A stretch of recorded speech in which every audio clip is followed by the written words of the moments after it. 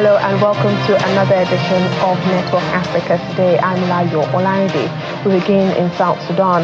Approximately 200 individuals arrested for criminal actions remain at large after a mass escape from a military detention facility. Police in the country made this public in a report after a protest which erupted last week in Juba, the capital, following news of 29 South Sudanese citizens killed in clashes in Sudan. The situation escalated into looting of Sudanese-owned businesses, which law enforcement quelled with firearms, detaining several people. Police spokesperson John Kasara revealed that 410 escapees out of 600 were recaptured as authorities continue to search for others. At least 16 Sudanese nationals died in the melee. Though the situation has stabilized, a government-imposed curfew remains in effect.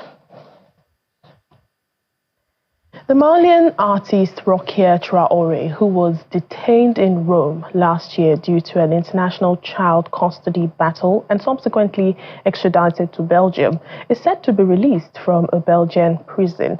The acclaimed musician has been behind bars in Belgium since November after being sent back from Italy to serve a 2-year prison sentence. The 50-year-old singer and guitarist received her sentence in absentia from a Brussels court in 2023 for charges related to parental abduction stemming from a protracted dispute with the Belgian father, Jan Goossens, of her now 9-year-old daughter.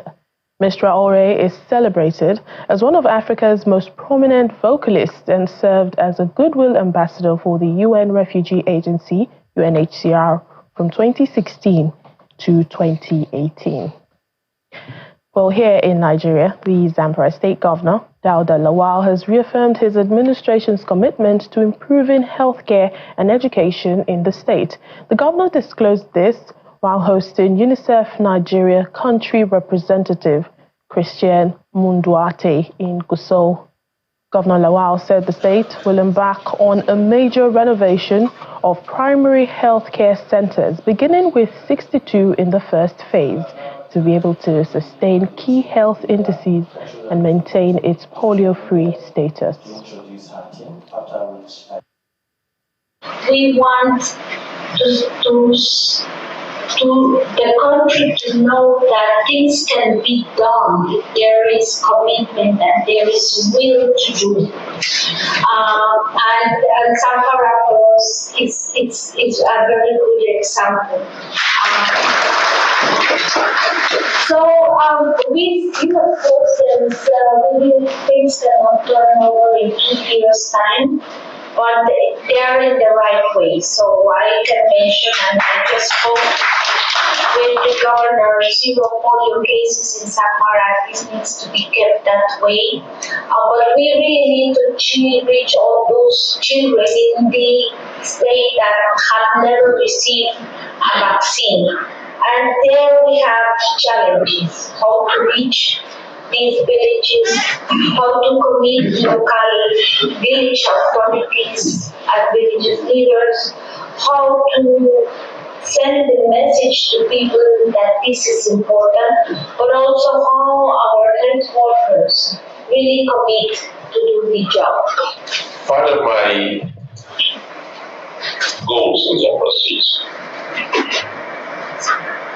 health sector is key. And there's no reason why sometimes in 2023, I think, was it in January or December? Yeah, I think January, we had to declare state of emergency in the health sector. Having realized the challenges the health sector is facing in the States. I took my time to go around all the particular governments, to look at the hospitals, to look at the primary health care. And what I saw was unbelievable. It was a match. And therefore, the need for the health care to be given the right attention.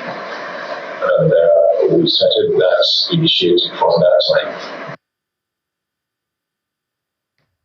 Still in Nigeria, the High Commissioner of Rwanda to Nigeria, Ambassador Christophe Bazivam, has expressed his readiness to partner with Lagos State in the area of finance, agriculture, science and technology to develop its country better. Ambassador Bazivam made this comment when he paid a courtesy visit to the Lagos State Governor, Babajide Sanwo-Olu, at Lagos House Marina. He says Rwanda has approved visa-free entry for all ECOWAS partners and urged Lagosians to take advantage of the opportunity.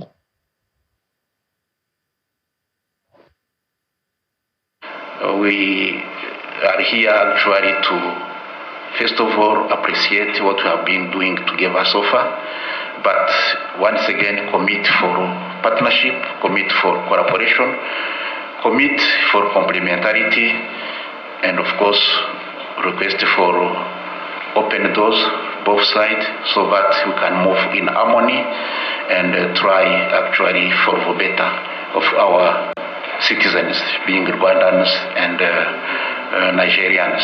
And here we always say it is important we open doors. Our colonizers have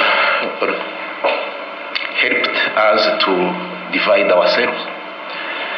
We have drawn lines on the table separating African countries, but later on we have removed borders in the continent like the Schengen area, but our borders have migrated in our brains, and it has become difficult to remove them with the issue of sovereignty. But we say moving forward with the African Continental Free Trade Agreement, Free Trade Area, it is time actually we see or revise this, and Rwanda has actually started mobilizing people to open borders to implement easily for African Continental Free Trade Agreement we have all adopted. In his response, Governor Sanwo-Olu said the state government will continue to deepen bilateral relationships with Rwanda to exchange ideas in areas of capacity building, agriculture, and others for the benefit of residents. He acknowledged the good relationship between the leadership of both countries and assures that Lagos would continue to partner with international bodies to bring about more investment and development to the state.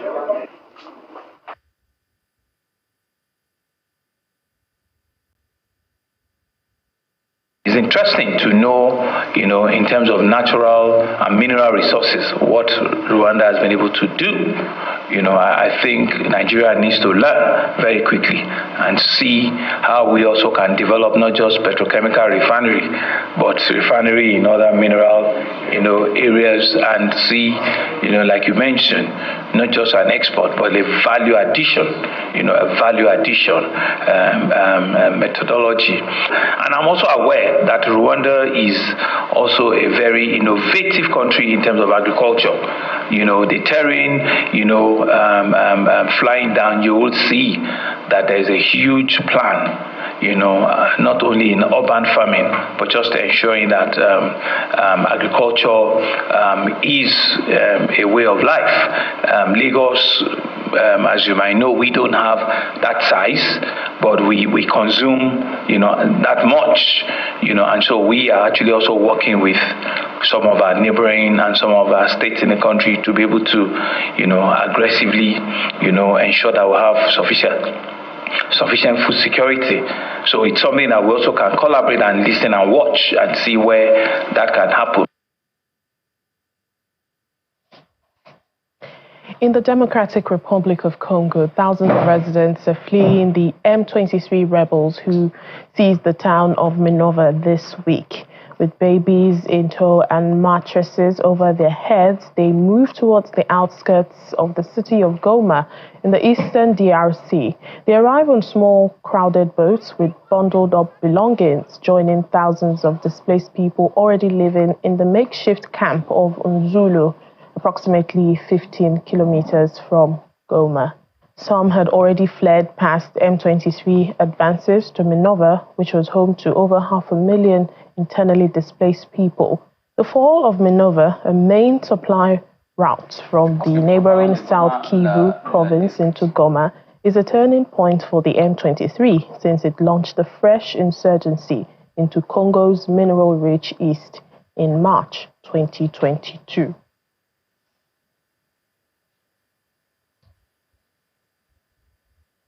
Meanwhile, a man claiming to be an M23 rebel has addressed residents in Minova and called on them and the Congolese military to join their cause, claiming President Felix Tshisekedi has abandoned the military and the Congolese people. The fall of Minova, located about 40 kilometers from Goma, raises concerns the Tutsi-led M23 group may advance towards the capital. M23 group has been waging an insurgency in eastern Congo since 2022, and the Congolese government and the United Nations accuse neighboring Rwanda of backing the rebels with troops and weapons. However, Kigali denies the accusation. The United Nations Office for the Coordination of Humanitarian Affairs estimates that the conflict has displaced more than 178,000 people between January 4 and January 20.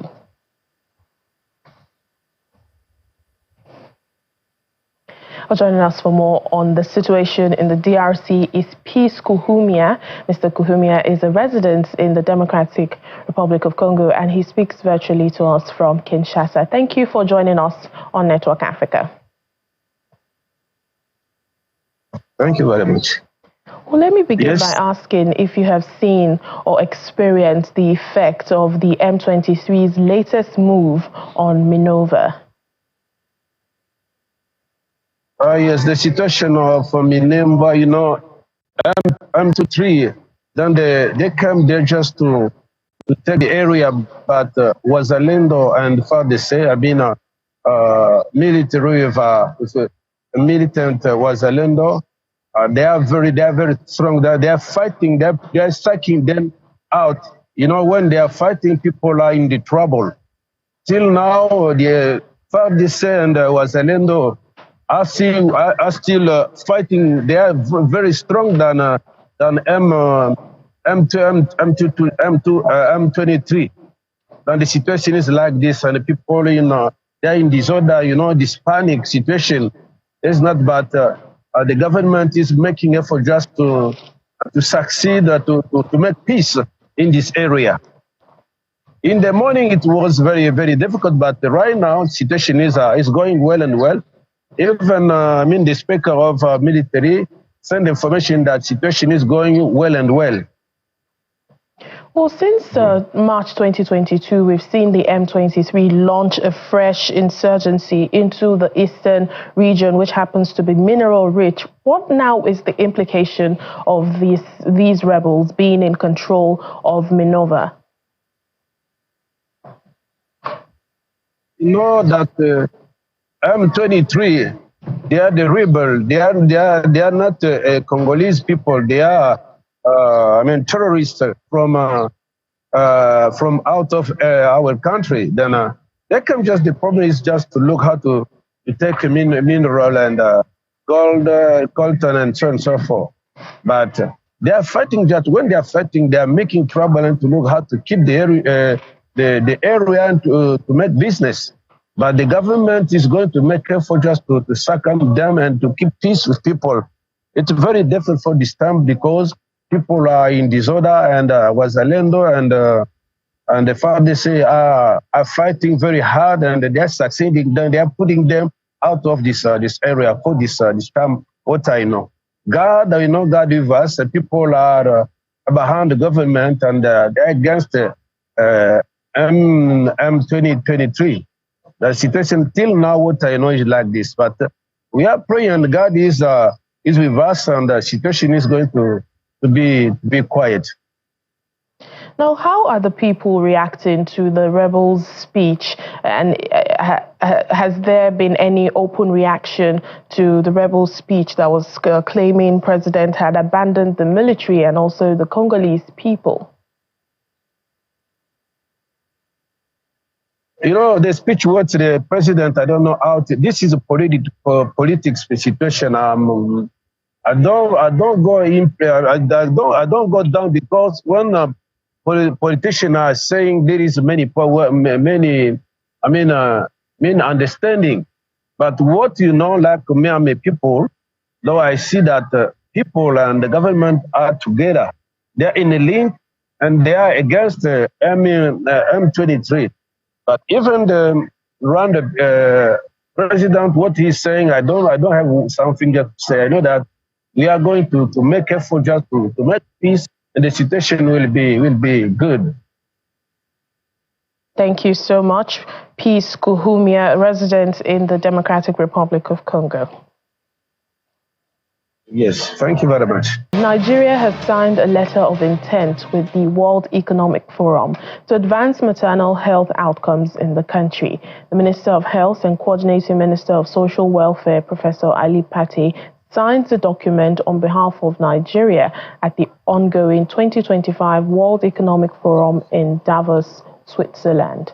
By signing the letter of intent, Nigeria joined the Global Activators Network on Maternal Health, an initiative of Global Alliance for Women's Health, hosted at the week-long annual event.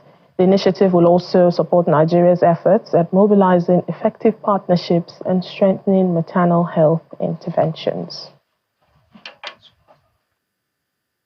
We're very pleased to have Nigeria join the network, and I'd also like to commend you also on your support to our program over the years, and I think most recently also joining the Women's Health Advisory Board in December. And I think Amira's hard work, also with Sham, helping give us direction. I think having this activator in the network now will be a huge benefit to all the other members in the network. So promote that exchange. And we believe that Nigeria will both be able to contribute with your knowledge and your experience and your leadership, but also we hope we can also benefit for Nigerian citizens, from this larger network of cooperation. So very happy to be here with you today. The health and well-being of our population, especially women, children, and those who are vulnerable, is key part of the Renewed Hope agenda. So by signing this memorandum, joining and Global Activator Network for Women's Health, we will accelerate together with partners external and internal within Nigeria, federal government, states, local government, private sector, and others, our effort to reduce maternal mortality, to improve the health of women and children, to deliver primary healthcare services. This partnership will bring together experiences, knowledge, capacity, opportunities to innovate, and catalytic financing opportunities over time that we will deploy to accelerate the pace of progress that we're making in Nigeria. And what we learn in Nigeria is relevant for the rest of the world, because this Activator Network is also looking to learn from all the great things that the federal government of Nigeria is doing under President Bola Ahmed Tinubu's leadership. Human rights organizations and opposition lawmakers in Italy have expressed their anger after the government released a Libyan warlord due to a legal technicality. The man, Osama Anigem, also known as Osama al-Masri, was detained under an International Criminal Court warrant that accused him of war crimes and crimes against humanity. Subsequently, Rome's Court of Appeals ordered his release, citing a procedural mistake in his arrest, and he was flown back to Libya on a plane operated by the Italian Secret Services. The court ruled that Italian Justice Minister Carlo Nordio should have been notified in advance, as the Justice Ministry is responsible for all interactions with the court based in The Hague. Nordio is facing tough questions regarding the decision to release the man who leads the Tripoli branch of the Reform and Rehabilitation Institution, a notorious network of detention centers operated by the government-supported Special Defense Force.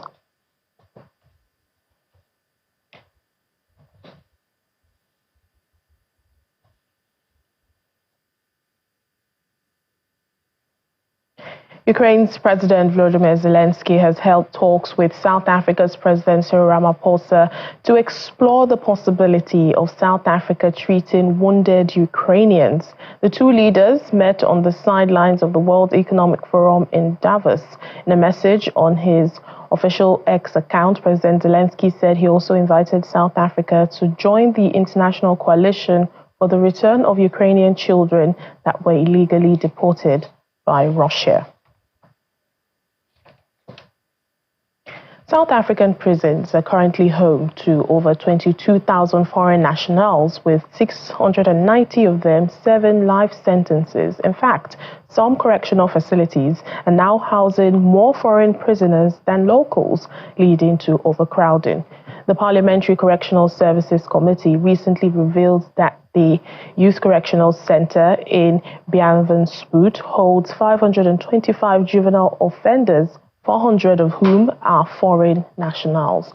The Department of Correctional Services has expressed concern about this growing number of foreign inmates. Reports indicate that it costs approximately 500 rands per day to house each offender, which translates to a daily expense of 11.3 million rands.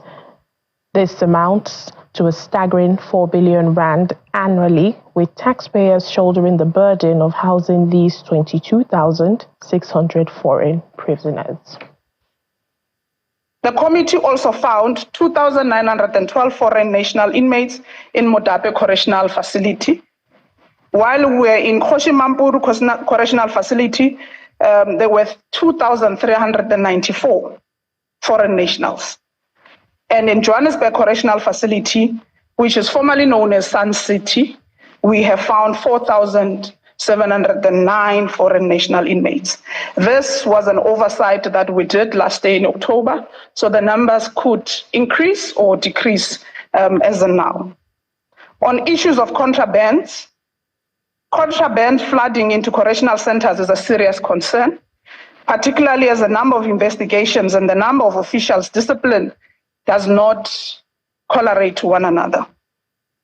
With the amount of contrabands found in each management areas or in facilities, for instance, in the Johannesburg management area, 1,393 cell phones were confiscated between July and September 2024.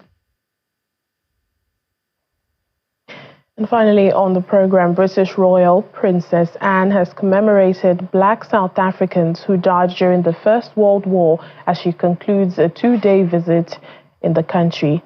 Princess Anne unveiled the Cape Town Labour Corps Memorial, which honors the South Africans who played a key role in non-combat jobs but died with no known grave or commemoration. Addressing dignitaries, Princess Anne said the memorial will remain a constant reminder of loss and a human cost of conflict. King Charles's sister performs the ceremony in her role as president of the Commonwealth War Graves Commission. The memorial honors more than 1,700 South Africans. The princess last visited South Africa in 2012 to commemorate the late Queen Elizabeth II's Diamond Jubilee. This memorial ceremony is far more significant than the celebration of a project completed and a task well done. It is the first in a series of memorials that the Commonwealth War Graves Commission is committed to delivering that will right historical wrongs in commemoration of the war dead after the First World War. And it is important to recognise that those we have come to pay tribute to have gone unacknowledged for too long. They were the men of the South African Military Labour Corps who served with valour in campaigns during the First World War. A beacon of unity and remembrance for all who visit it in the years to come. The memorial stands as a poignant reminder of loss and the human cost of conflict. It ensures that the names and stories of those who served and died will echo through history for future generations. This Labour Corps Memorial adds an important, essential chapter to the story of brave South Africans' contribution to the Great War. May we forever honour their names, and may we never forget the importance of their sacrifice. And may we celebrate today in the knowledge that here and forevermore they will be remembered. And that's it on the program for today. Thank you so much for watching. I'm Layo Olarinde.